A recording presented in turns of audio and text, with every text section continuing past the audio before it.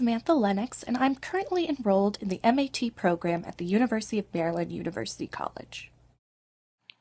This presentation is a culmination of my action research I have completed at the Florida Virtual School. The Florida Virtual School is the nation's first and largest online public school. My research focuses on teaching and understanding the art of making inferences. My research was conducted by tutoring a total of 13 students in an online English IV8 classroom. Students are falling below the basic standards of literacy. Unlike previous generations, today's youth need to be literate in order to find sustainable employment. As teachers, it's our job to help these students improve their understanding to meet the standards necessary to be successful in their future endeavors. As a teacher and a researcher, it's my belief that understanding and teaching reading comprehension is the best way to promote and advocate student literacy. Reading comprehension is a complex skill that asks readers to combine a variety of reading strategies to interact with texts. One of these strategies is called inference or inferencing.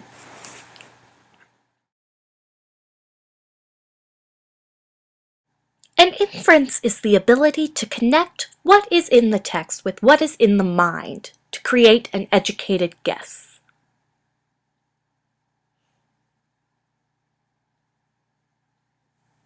My purpose statement. The purpose of this study is to examine the impact of teaching inference strategies on students' reading comprehension. Research questions addressed include: how can students be taught to use inference skills? And what does progression in inference strategies look like? How can it be supported?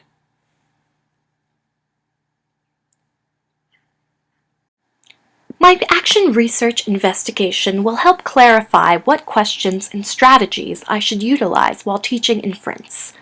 It will help me center my tutoring to help students engage in higher order thinking, and the study will also help me understand the importance of inference skills on reading comprehension and student performance.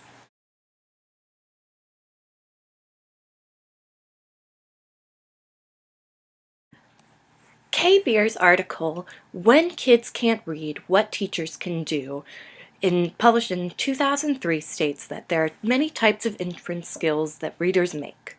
One is to recognize the antecedents for pronouns. 2.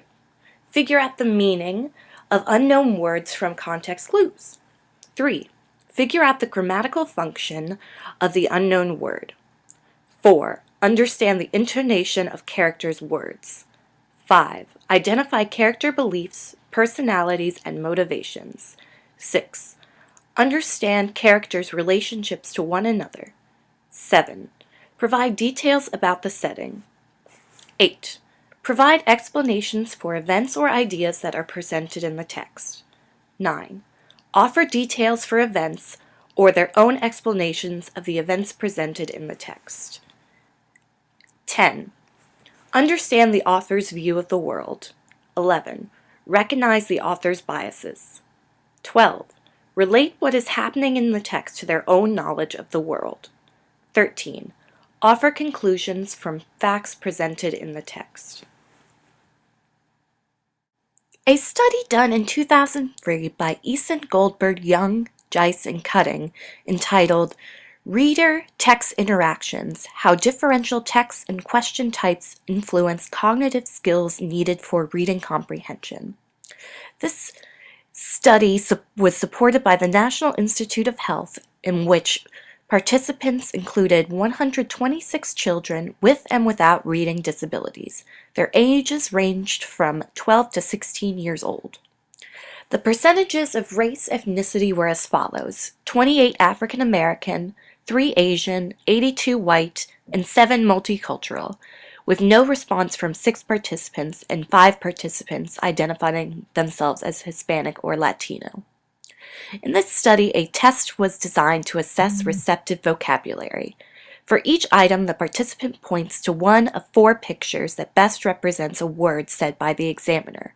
The students were then asked to take an assessment which measures inferential language by requiring the child to listen to a scenario, which is simultaneously presented in print, and deduce what may have happened. The assessment was used as the primary index of children's inferencing abilities. The conclusion of this study states that perhaps an individual's possession of background knowledge is only useful if he or she also possesses the ability to infer when it is necessary to incorporate background knowledge. Another study called Testing and Refining the Direct and Inferential Mediation Model of Reading Comprehension by Jennifer G. Cromley. She studies at the Department of Psychological Studies and Education at Temple University. This is a researcher-developed study. It consists of a 10-item multiple-choice test. The test was constructed to measure students' ability to draw inferences after reading the sentence and paragraph. The final 2 multiple-choice questions required inferences of the sentence or paragraph level. The correlation between inference and comprehension measures was high, with a 0.66%, but not perfect, as it would have been if these measures were tapping into identical constructs. The study concluded that there was evidence that inference plays an important role in ninth graders' comprehension, and that having difficulty making accurate inferences may contribute to comprehension difficulties for those students who struggle to understand what they read. However, the sample included students from only one school in one grade and at one time. The sample was relatively large and was very diverse, but still the sample cannot represent all high school students. Cromley states, "It is possible that certain paths in the model were strong empirical support, i.e. the path from strategies to comprehension, were non-significant in the study only because of the particular sample drawn." A final study by Vidal, Abarca, Martinez, and Gilbert in 2000 gave 8th grade students one of 4 versions of a text about Russian history, an unmodified version, a version rewritten to require fewer inferences, an argument overlap, a version rewritten with more background knowledge that was designed to increase students' inferences, causal connections, and a version that combined these two. On a research-developed open-ended inference task, both background knowledge version combined resulted in significantly higher inference scores. This little review suggests a need for teaching students how to hone their inference skills in order to improve their understanding of text.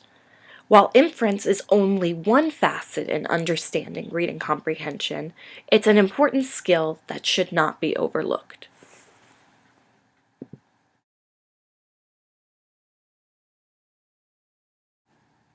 This action research was completed at the Florida Virtual School during 8 sessions in a Blackboard Illuminate room. There were 13 student participants in the study. They're all from a variety of backgrounds, but live and go to school in Florida. As a control for unforeseen variables in understanding the study will solely focus on inferences made while studying the play Romeo and Juliet by William Shakespeare, a daunting task for many students. Materials needed to complete the action research include the Romeo and Juliet text, a computer with audio capabilities, multiple choice questions and answers, and access to students' grades and student interviews. Students' original attitudes towards using and understanding inferences will be measured by student responses to teacher-led questions.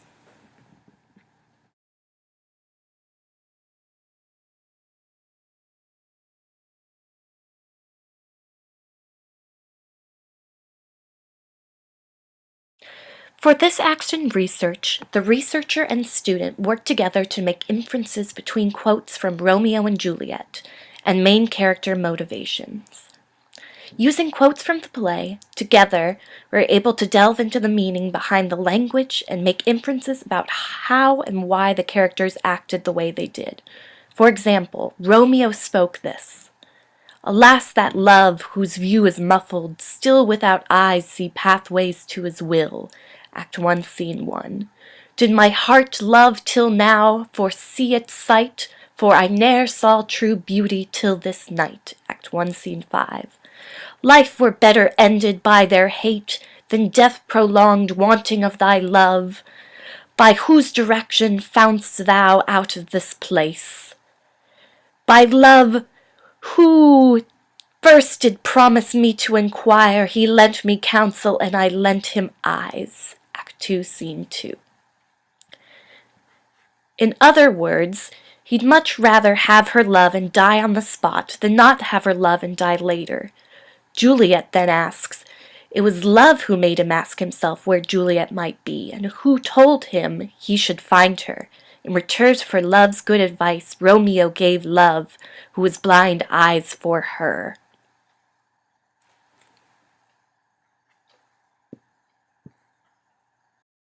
By engaging students in reciprocal teaching, together both teacher and student transform the quotes to make inferences as to how Romeo viewed love and how to understand his motivations within the play.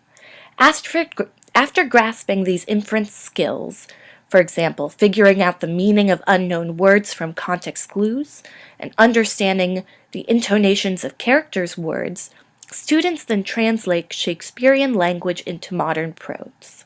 Lastly, students create a dialogue between two characters that didn't interact in the play, inferring their conversations by using Shakespeare's text as a guide. The last lesson progresses by having repeat students utilize the inference skills they have been taught.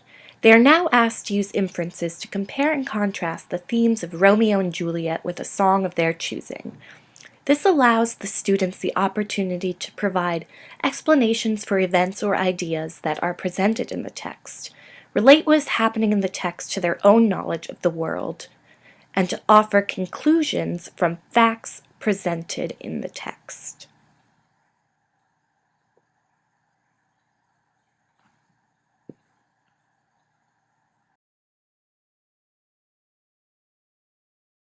Are used to address the study.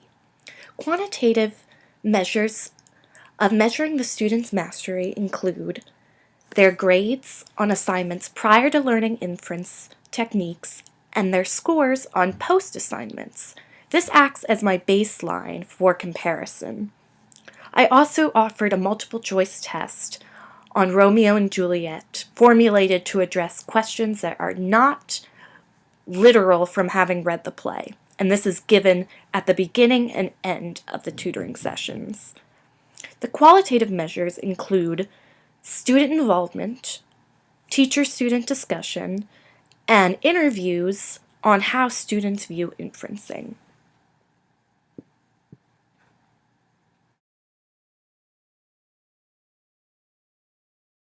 Although the students used their background knowledge to answer questions, many times they did not recognize that they were combining their background knowledge with information found directly in the text. My student-led interviews, however, suggested students understand what inferences are and how they would be necessary to answer higher-order questions. My observations and notes suggested that after being taught the strategies of making inferences, the students were better at providing support for their answers. 11 of the 13 students in their next two assignments showed an improvement of more than 20%. The students appeared to understand what types of questions asked them to make inferences and which didn't. In Cromley's study and in this action research, there was evidence that inference plays an important role in text comprehension, that having problem areas in understanding inference questions may hinder a student's ability to understand what they read. And also, like Cromley, there were many limitations of the study. One was the timing and length of the study. If I could have spent more time on particular activities or touch on more types of inferencing tools, and with a larger pool of students, my findings might have been different. Also, in the Easton, Goldberg, Young, Geist, Cutting study, I agree with them and decide that this type of research cannot empirically determine a student's reading comprehension.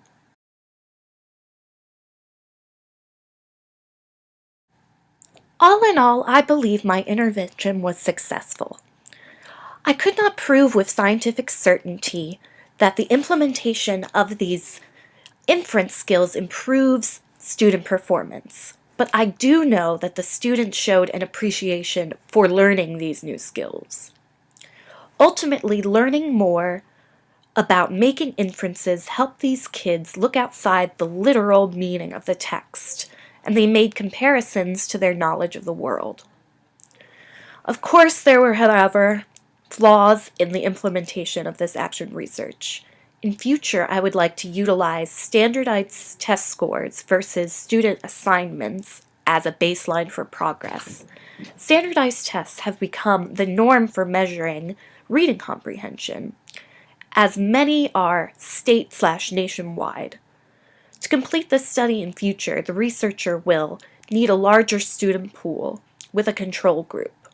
For example, one class learns how to synthesize, while the other group learns the inference strategies. That way, both groups are being taught the same amount of information, just one inference and one synthesizing. And that way, you can better measure if there's an impact on student performance. I would also like to use a variety of text sources, including fiction, nonfiction, poetry, journal articles, but I would wholeheartedly recommend this action research to other classrooms. Today, there is still much disparity between what is considered reading comprehension and how to measure it. But it's clear that in order to be successful, our students need to be successful readers. It is my desire for future research of this nature to continue. I've never seen a diamond in the flesh. I cut my teeth on